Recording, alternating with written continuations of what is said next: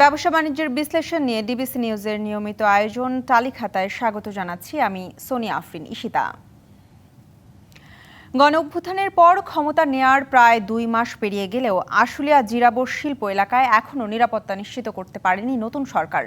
সোমবার সাভারের আশুলিয়ায় তৈরি পোশাক কারখানার শ্রমিকদের সঙ্গে আইন শৃঙ্খলা বাহিনীর সদস্যদের মধ্যে পাল্টাপাল্টি ধাওয়া ও সংঘর্ষের ঘটনা ঘটে। এ সময়ে গুলিতে এক শ্রমিক নিহত হয়েছেন, আহত হয়েছেন অন্তত 5 জন। এদিকে সংঘর্ষের সময় আইন শৃঙ্খলা রক্ষাকারী বাহিনীর বেশ কয়েকটি গাড়ি ভাঙচুরের ঘটনা ঘটেছে। শিল্প উদ্যোক্তাদের অভিযোগ, কারখানা আক্রান্ত হলে বারবার ডাকা হলেও যথাসময়ে প্রশাসনের সাড়া মিলে না বলে জানান তারা। নিরাপত্তার অজুহাতে শ্রমিকরা কাজ না করায় ব্যাহত হচ্ছে উৎপাদন। এতে বিদেশি ক্রেতারা মুখ ফিরিয়ে নিচ্ছেন বলে জানান উদ্যোক্তারা। এসব নিয়েই আমাদের আজকের আলোচনার বিষয় তৈরি পোশাক খাতের অস্থিরতা থামবে কিভাবে। আলোচনা করতে অনলাইনে যুক্ত হয়েছেন সাবেক শ্রম সচিব মিকাইল শিপার এবং গ্লোরিয়ান সান ফ্যাশন গার্মেন্টস লিমিটেডের ম্যানেজিং ডিরেক্টর রুবায়েত আহমেদ। আপনাদের দুজনকেই স্বাগত জানাচ্ছি আমাদের আজকের তালিখাতায়। আলোচনা শুরু করব, কিন্তু তার আগে এই সংক্রান্ত একটি প্রতিবেদন আমরা দেখে আসতে চাই। আলোচনা শুরু করার আগে এই সংক্রান্ত সহকর্মী মুস্তফা মাহবুবের প্রতিবেদন দেখে আসব। ফ্যাক্টরি বন্ধ করে দিয়েছে। আজকে আমরা কতদিন ধরে আসতেছি, ফ্যাক্টরি খুলতেছে না। আমরা মিথ্যা মামলা দেওয়া হয়েছে, তাই আমরা বিজিএম আইলাম। আজকে সকাল থেকে বয়ে রয়েছি, বিজিএমে আমাদের কোনো পাত্তাই দিতেছে না।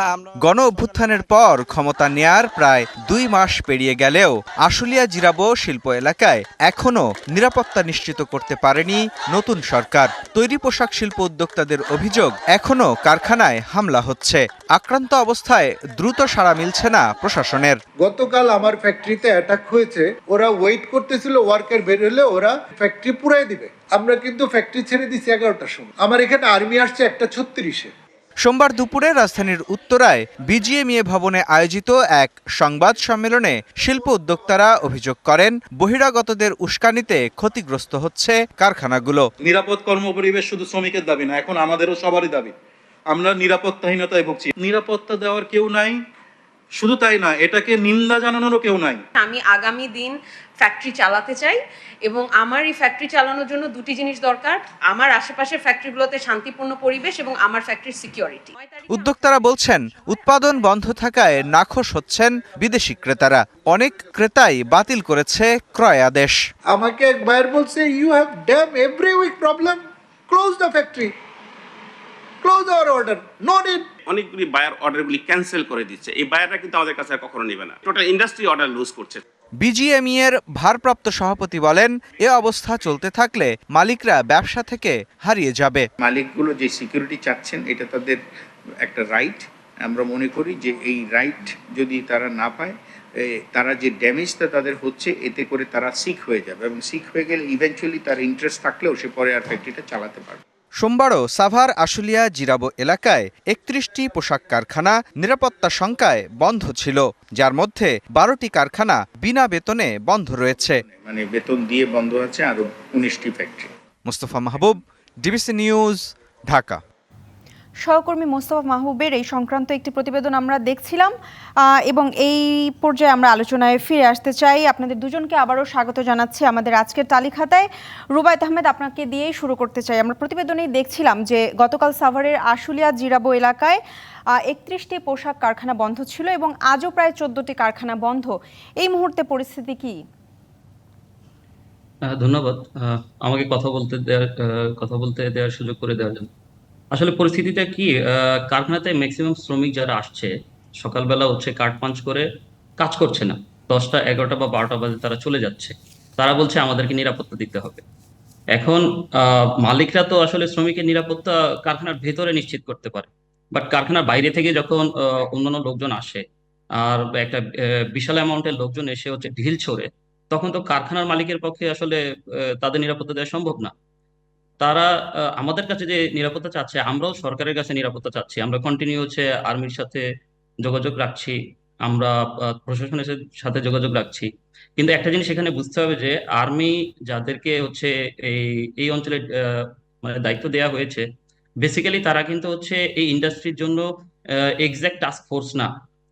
এই ইন্ডাস্ট্রির এক্সাক্ট টাস্ক ফোর্সটা ছিল আসলে ইন্ডাস্ট্রিয়াল পুলিশ, যারা এইটা হ্যান্ডেল করে অভ্যস্ত ছিল প্রায় আজকে 15 বা 20 বছর ধরে। তো আর্মিকে যখনই দায়িত্ব দেওয়া হচ্ছে, আর্মিরা এটা হ্যান্ডেল ওইভাবে করতে পারছে না। তারা আসছে, তাদের সামনে হচ্ছে শ্রমিকরা আন্দোলন করছে, শ্রমিকরা হচ্ছে কারখানা ভাঙচুর করছে, এরপর কাজ না করে চলে যাচ্ছে। তো পরিস্থিতি এরকমই বিরাজমান, কন্টিনিউ চলছে এরকম আর কি। এখন পর্যন্ত স্বাভাবিক হয়নি। কিছু কারখানা খোলা থাকছে, আর ম্যাক্সিমাম কারখানাগুলো বন্ধ। আপনি যদি খেয়াল করেন, আসলে অঞ্চলে বেশিরভাগ কারখানাগুলো অনেক বড় বড়। এখানে এক একটা ইন্ডাস্ট্রিতে 10,000, কোথাও 15,000, কোথাও 20,000 শ্রমিক কাজ করে।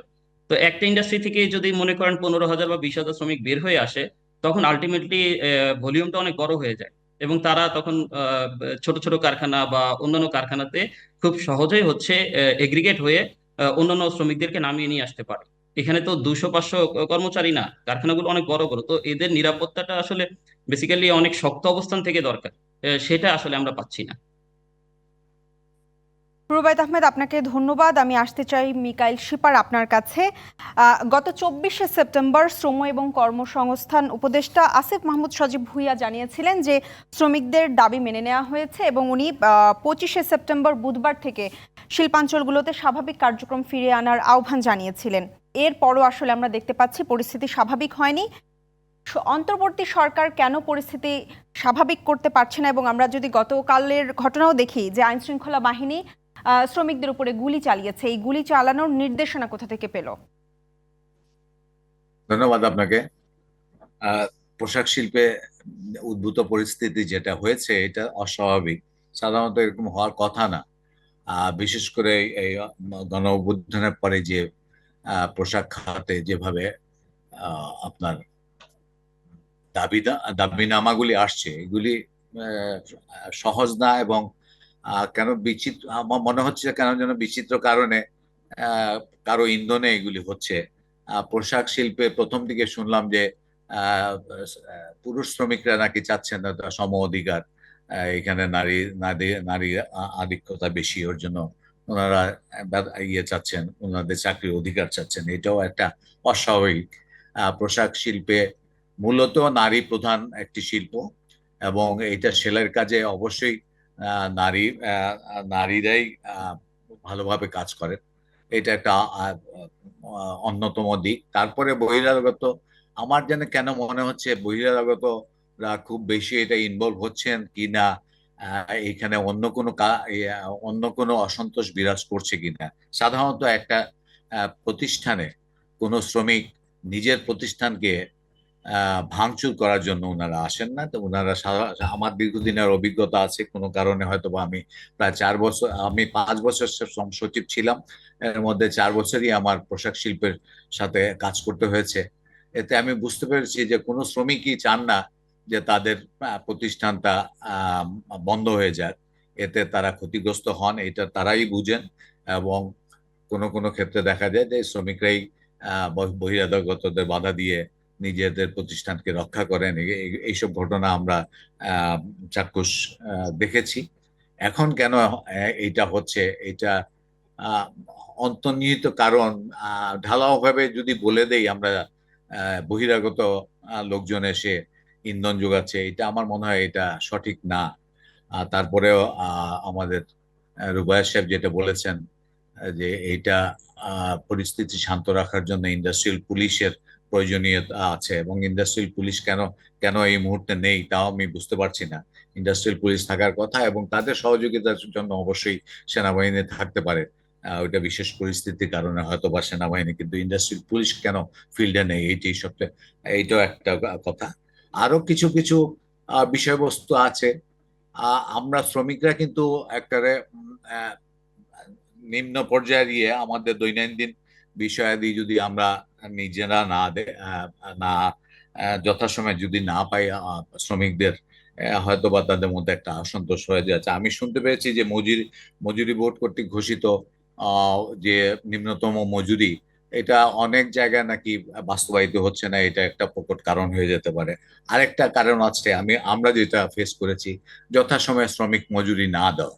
প্রত্যেকেই আমরা শ্রমিকরা আমরা ভাড়া বাড়িতে থাকি, আমাদের বাচ্চারা স্কুল কলেজে স্কুলে যায়, বা বিভিন্ন জায়গায় আমরা বাকিতে খাই।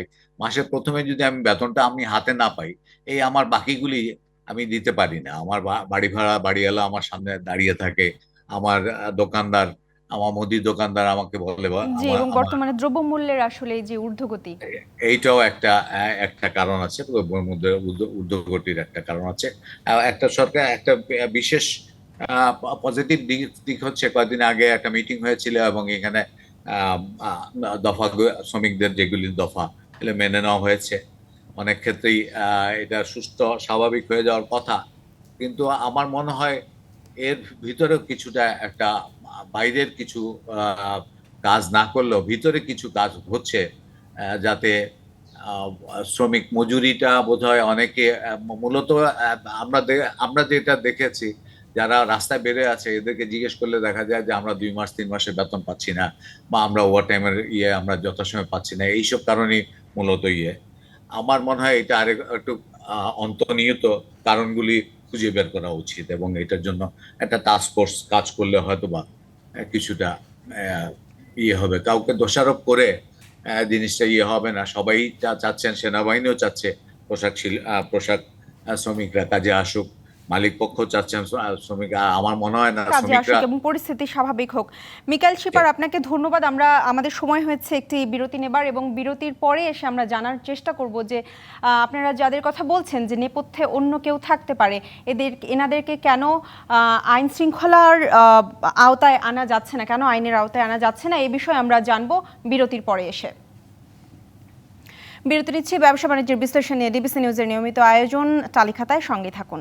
আবারও স্বাগত জানাচ্ছি ব্যবসা বাণিজ্যের বিশ্লেষণ নিয়ে ডিবিসি নিউজের নিয়মিত আয়োজন তালিখাতায় আমাদের আজকের আলোচনার বিষয় তৈরি পোশাক খাতের অস্থিরতা থামবে কিভাবে। আলোচনা করতে অনলাইনে যুক্ত হয়েছেন সাবেক শ্রম সচিব মিকাইল শিপার এবং গ্লোরিয়ান সান ফ্যাশন গার্মেন্টস লিমিটেডের ম্যানেজিং ডিরেক্টর রুবায়েত আহমেদ। আপনাদের দুজনকে আবারও স্বাগত জানাচ্ছি আমাদের আজকের তালিখাতায়। বিরতির আগে আসলে যেমনটা বলছিলেন রুবায়েত আহমেদ এবং মিকাইল শিপার, আপনারা দুজনই বলছিলেন যে এই পরিস্থিতির পেছনে হয়তো অন্য কারো হাত থাকতে পারে। মিকাইল শিপার, আপনার কাছে জানতে চাইবো যে এই পরিস্থিতিটার পেছনে যারা আছেন বলে আপনারা মনে করছেন তাদেরকে কেন চিহ্নিত করা যাচ্ছে না, এবং চিহ্নিত করে কেন আইনের আওতায় আনা যাচ্ছে না? দেখুন, পোশাক খাতটা একটা জুসি ইন্ডাস্ট্রিজ। এখানে আমার যা ধারণা, বহিরাগতরা তখনই ইনভলভ হয় যখন ওনাদের স্বার্থে আঘাত পড়ে। সরকার পরিবর্তন হয়েছে, অন্তর্বর্তীকালীন সরকার এসেছে। এই পর্যায়ে পূর্ববর্তী সরকারের যারা ছিলেন তারা এই পোশাক খাতে অন্যতম একটা ব্যবসা হচ্ছে ঝুট ব্যবসা। এই ঝুট ব্যবসা যারা জড়িত ছিলেন, এই জেনারেশনটা চলে গেছে সরকার পরিবর্তনের সাথে সাথে। এখন নতুন একটা জেনারেশন আসছে এটা ঝুট ব্যবসাটা নিয়ন্ত্রণ করার জন্য। এখন এই ঝুট ব্যবসাটা তাদের নিয়ন্ত্রণে আনার জন্য একটা পার্টি যদি হতো তাহলে তো হয়তো বা একজন গেছে আরেকজন হয়ে যাচ্ছে। এখন এখানে আমার যতটুকু ধারণা কয়েকটা পার্টি বোধহয় একসাথে দাঁড়িয়ে গেছে। সবাই চাচ্ছেন আমরা এটা আমাদের নিয়ন্ত্রণে আসুক।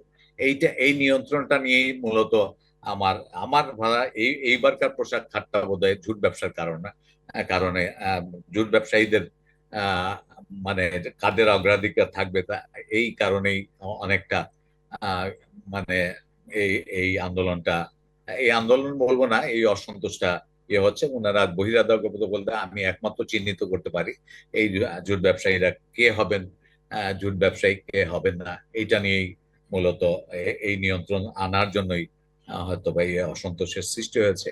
হ্যাঁ, দুর্ভাগ্যজনক ভাবে এইটার সাথে অনেক ক্ষেত্রে শ্রমিকরা জড়িত হয়ে যান, বিভিন্ন কারণে বিভিন্ন লোভে পড়ে হয়ে যান, কিন্তু ফাইনাল ইয়েতে শ্রমিকরা থাকেন না। যখন দেখতে পারেন যে তারা ক্ষতিগ্রস্ত হচ্ছেন, তাদের ফ্যাক্টরি বন্ধ হয়ে যাচ্ছে, তখন হয়তো বা তারা আবার ফিরে আসতে চান, কিন্তু তখন ইতিমধ্যে অনেক ক্ষতি হয়ে যায়। মালিক পক্ষ অনেক ক্ষেত্রেই করতে পারে না। আমার মনে হয় সরকার যদি এই ঝুট ব্যবসায়ীদের যদি একটু নিয়ন্ত্রণে আনতে পারেন, আমি জানি না কিভাবে আনবেন, এটা আমার কোনো বুদ্ধি নাই। এটা হয়তো বা অন্য কোনো প্রসিডিউরে ঝুটটা আমরা যদি সরাসরি আমরা কোন একটা এজেন্সিকে দিয়ে দিতে পারতাম, পরবর্তীতে ওনারা এজেন্সি সাব এজেন্টদের কাছে দিত, হয়তো বা এইটা একটা সুযোগ থাকতে পারে, কিন্তু সুযোগ সরাসরি থাকতে পারে। জি, মিকাল শিপার আপনাকে ধন্যবাদ। আমি রুবায়েত আহমেদ আপনার কাছে আসতে চাই। এই যে বর্তমান পোশাক খাতের যে অস্থিরতা, এই অস্থিরতার কারণে দেশি প্রতিষ্ঠানগুলো কার্যাদেশ প্রায় 10% কমে গেছে। যাদের অর্ডার বন্ধ হয়েছে তাদেরকে আবার ফিরিয়ে আনা সম্ভব কিনা, এবং এই বর্তমানে এই পরিস্থিতিতে আসলে অন্তর্বর্তী সরকারের কি ধরনের পদক্ষেপ নেওয়া উচিত বলে আপনি মনে করছেন?